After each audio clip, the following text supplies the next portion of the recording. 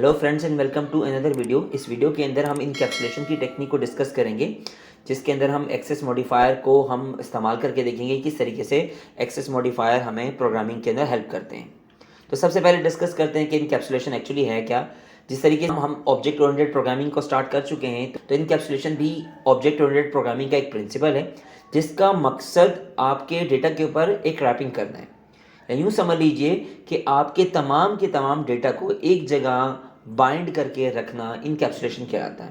तो इसको बहुत आसानी तरीके से और अच्छे तरीके से मैं आपको इस इमेज के साथ समझा सकता हूँ। यहाँ पे आपको नजर आ रहा होगा कि एक कैप्सूल के अंदर आपके पास तमाम मेथड्स एंड वेरिएबल्स हैं, जो कि एक क्लास के अंदर जो है वो कवर कर दिए गए हैं।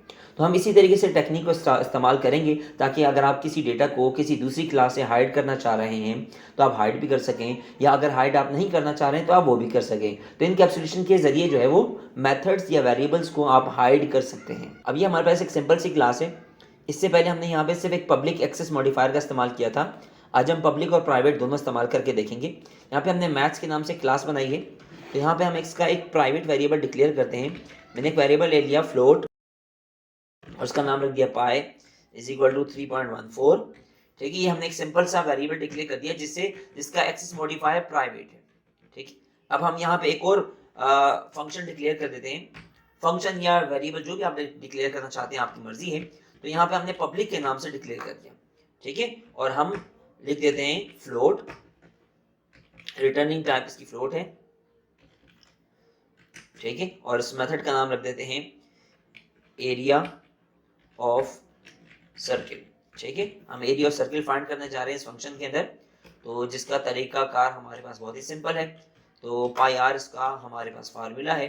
तो हम क्या काम करेंगे कि इसके अंदर जो भी वैल्यू पास की जाएगी आर की, हम यहाँ पे लिख देते हैं फ्लोट आर। ठीक है, तो जो भी यूजर इसके अंदर आर की वैल्यू पास करेगा, तो ये फंक्शन रिटर्न कर देगा पाई आर स्क्वायर। तो पाई, ठीक है, पाई हमारे पास पहले से मौजूद है, मल्टीप्लाई आर स्क्वायर। तो आर स्क्वायर के लिए हमारे पास मल्टीपल तरीके कार है। हम पावर का फंक्शन भी इस्तेमाल कर सकते हैं, या आप आर मल्टीप्लाई बाय आर भी कर सकते हैं। ठीक है, तो मैंने यहाँ पे आर मल्टीप्लाई बाय आर कर दिया। ठीक है, सिंपल तरीके से कि आर स्क्वायर और इसे मल्टीप्लाई कर दिया जाएगा पाई से, तो ये जो है वो फंक्शन सिंपल फंक्शन रिटर्न करेगा। ठीक है, तो अब जरा देखिएगा कि यहाँ पे प्राइवेट मॉडिफायर है। प्राइवेट मॉडिफायर का मतलब ये होता है कि वो विद इन द क्लास, यानी कि इस क्लास के अंदर इस्तेमाल हो सकता है, इस क्लास से बाहर एक्सेस नहीं होगा। अब ये जो पब्लिक है, पब्लिक का मतलब ये है कि ये इसके अंदर जो डेटा मेंबर या फंक्शन जो भी आप यहाँ पे इसके पब्लिक के नीचे आप फंक्शन भी बना सकते हैं, आप इसके नीचे वेरिएबल भी बना सकते हैं। दोनों वेरिएबल दूसरी क्लास में भी एक्सेस हो सकेंगे। तो अब हम यहाँ पे इस क्लास का ऑब्जेक्ट बनाते हैं। मैंने लिखा मैथ्स और इसका लिख दिया मैथ ओबीजे, इसका ऑब्जेक्ट बना दिया। अब इसके ऑब्जेक्ट को हम कॉल करते हैं। तो मैं जैसे यहाँ लिखूंगा मैथ ओबीजे डॉट। अब जैसे ही मैंने एक्सेस किया, अब आपको नजर आ रहा होगा कि यहाँ पे एरिया ऑफ सर्किल सिर्फ एक ही वेरिएबल अवेलेबल हो रहा है। और अगर ये इसी तरीके से, अगर ये हमारे पास वेरिएबल यहाँ पे पब्लिक के अंदर होता, हम यहाँ से इसको रिमूव कर देते हैं या इसको कमेंट कर देते हैं, इसे भी कमेंट कर देते हैं। अब जब यहाँ पे मैथ ओबीजे को हम चेक करेंगे, तो आपको यहाँ पे देखें फ्लोट वेरिएबल भी नजर आ रहा है।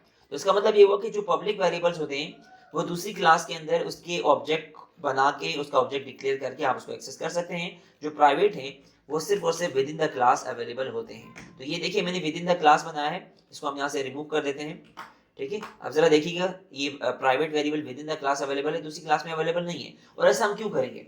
मल्टीपल रीजन है, सिक्योरिटी रीजन भी है कि अगर आप एक क्लास से एक वेरिएबल को दूसरी क्लास में आप ट्रांसफर नहीं करना चाह रहे, तो आप उसको प्राइवेट रख सकते हैं। और इसके अलावा ये टेक्निक भी आप इस्तेमाल कर सकते हैं कि अगर आप दूसरी क्लास में उस नाम से मिलता जुलता कोई एक वेरिएबल बनाना चाह रहे हैं, तो मल्टीपल वेरिएबल नेम रखने से अच्छा है कि आप डेटा को बाइंड कर दें। वो डेटा जो इस क्लास में रहना चाहिए आप उसी क्लास में रखें, और दूसरी क्लास में आप नया ऑब्जेक्ट बना दें। यहाँ पे आप पाई के नाम से कोई वेरिएबल भी डिक्लेयर हो सकता है, क्योंकि ये वाला वेरिएबल इसकी एक्सेसिबिलिटी इस क्लास तक है। और अगर यहाँ पे दूसरा वेरिएबल अगर आप डिक्लेयर करेंगे, तो उसकी एक्सेसिबिलिटी इसी क्लास तक रहेगी। अब हम इसको सिंपल सी आउट के जरिए प्रिंट करके देख लेते हैं इसी फंक्शन को, ताकि हम इसका यूज देख लें।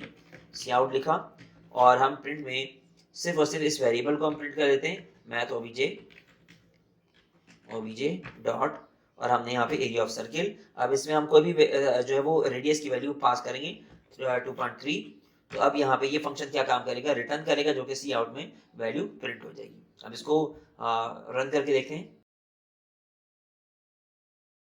जैसे हमने यहाँ पे एग्जीक्यूट किया, अब आपको नजर आएगा कि 2.3 के जरिए यहाँ पे जो पाई आर स्क्वायर है वो यहाँ पे कैलकुलेट हो गया।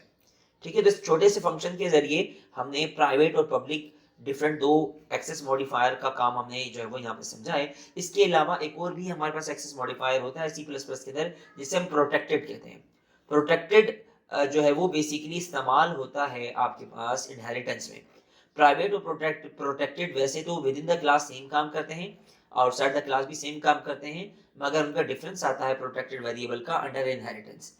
अंडर इनहेरिटेंस पब्लिक जो प्रोटेक्टेड एक्सेस मॉडिफायर है वो अवेलेबल होता है। इनहेरिटेंस को अभी हमने नहीं समझा, वो हम आगे आने वाली वीडियो के अंदर हम उसको समझेंगे। तो उसके अंदर हम प्रोटेक्टेड वेरिएबल को, हम प्रोटेक्टेड एक्सेस मॉडिफायर को हम इस्तेमाल करके देखेंगे। तो ये एक्सेस मॉडिफायर इनहेरिटेंस में भी इस्तेमाल होते हैं, जो हम इंशाल्लाह नेक्स्ट वीडियो में देखेंगे। इस वीडियो के लिए इतना ही, नेक्स्ट वीडियो में मिलेंगे, तब तक के लिए अल्लाह हाफिज़।